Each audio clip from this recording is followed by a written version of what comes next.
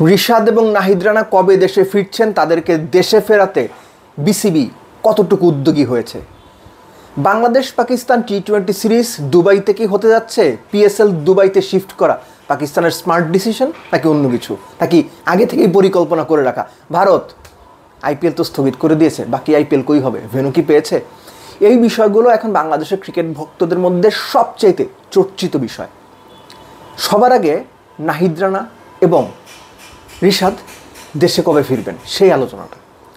একটা ব্যাপার খুব ঠান্ডা মাথায় যৌক্তিকভাবে সবারই বোঝা উচিত, এই মুহূর্তে পাকিস্তানের যে এয়ারপোর্টগুলো রয়েছে সেখানে প্যাসেঞ্জার্স এয়ারক্রাফট কিংবা কার্গো কোনো কিছুই ওঠানামা করছে না।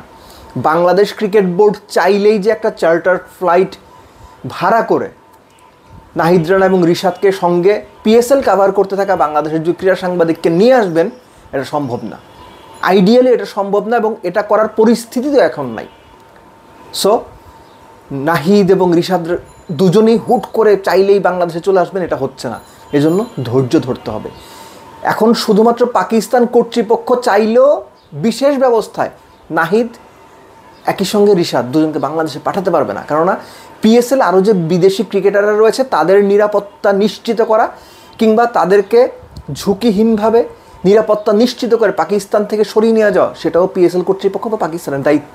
এই ব্যাপারগুলো এতটাই জটিল যেটা আমরা বা আমাদের মতো মানুষের অনেক ক্ষেত্রে মাথার উপর দিয়ে যাবে। সো এগুলো নিয়ে অযথা তাড়াহুড়া করা কিংবা অযথা অনেক বেশি বিষয় গুলিয়ে ফেলা, সেটা কোনো পক্ষের জন্যই ঠিক হবে না। বরং ঠান্ডা মাথায় পরিস্থিতি বিবেচনা করে ধৈর্যের সাথে ডিপ্লোম্যাসি দিয়ে এই ব্যাপারগুলো এনশিওর করতে হবে।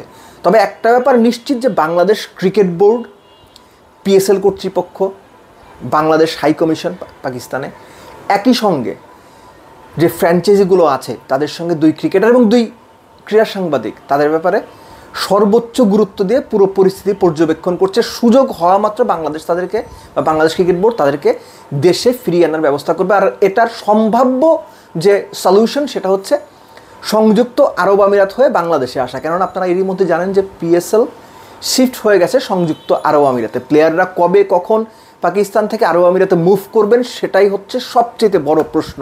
আর একই সঙ্গে পাকিস্তানে এখন যে অবস্থা, সেখানে বাংলাদেশ পাকিস্তান ইন্টারন্যাশনাল টি-20 সিরিজটা হবে এটা চিন্তা করার কোনো কারণ নেই এবং হচ্ছেও না।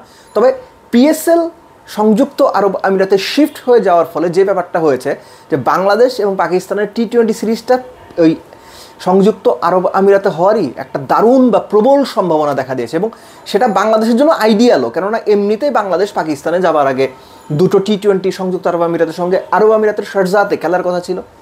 সো বাংলাদেশের জন্য সেটা একেবারেই উইন উইন সিচুয়েশন। খেলাটাও হলো এবং অনেক বেশি ট্রাভেল করতে হলো না, সব মিলে ভালো।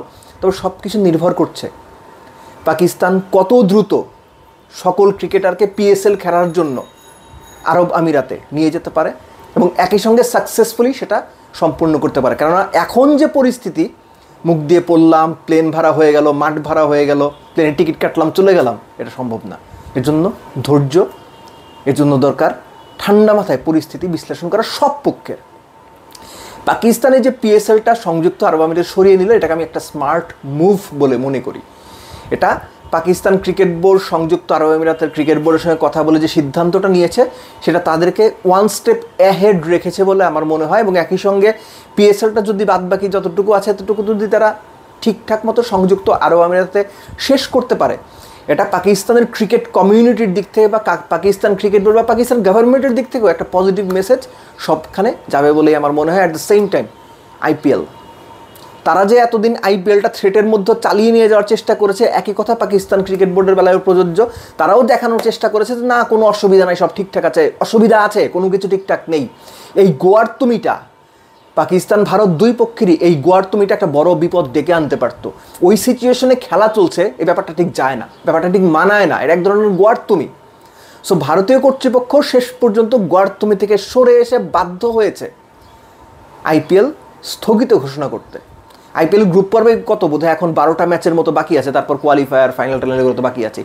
যতটুকু জানা যাচ্ছে যে এর আগে একবার সাউথ আফ্রিকাতে আইপিএল হয়েছিল, তো ভারতীয় ক্রিকেট বোর্ড বা বিসিসিআই সাউথ আফ্রিকান ক্রিকেট বোর্ডের সঙ্গেও যোগাযোগ করে সেই চেষ্টাটা করছে। সো আইপিএল যদি হয় সম্ভাব্য ভেন্যু হচ্ছে প্রাথমিকভাবে সাউথ আফ্রিকা এবং এর আগে যেহেতু সাউথ আফ্রিকাতে আইপিএল হয়েছে, দুই দেশের ক্রিকেট বোর্ডের মধ্যে সম্পর্কটা রয়েছে, এবং এই ধরনের সিচুয়েশনে একটা ফ্র্যাঞ্চাইজি টুর্নামেন্ট অন্য আরেকটা দেশে গিয়ে করার উদাহরণ রয়েছে। সো ব্যাপারটা অত জটিল কিছু হওয়ার মানে মনে হচ্ছে না এই মুহূর্তে।